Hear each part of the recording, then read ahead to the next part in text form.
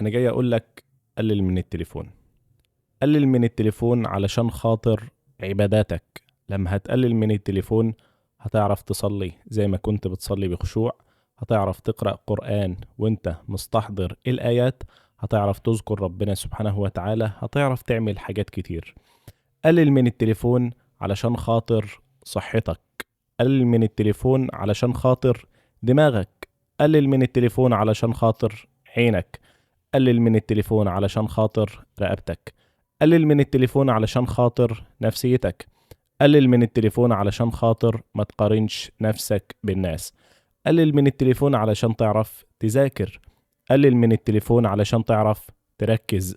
قلل من التليفون علشان تعرف تصل رحمك. قلل من التليفون علشان تعرف تعمل حاجة بالراحة. قلل من التليفون على قد ما تقدر.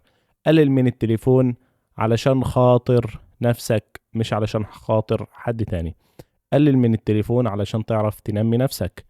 قلل من التليفون علشان خاطر صحتك. قلل من التليفون علشان خاطر دينك ودنياك وآخرتك. لو حاسس إن الفيديو فادك بأي حاجة حتى لو بسيطة، ما تنساش تشاركه مع أصدقائك، وما تنساش كمان الإعجاب والتعليق والاشتراك والمشاركة. أنا عبد الرحمن شريف. السلام عليكم ورحمة الله وبركاته.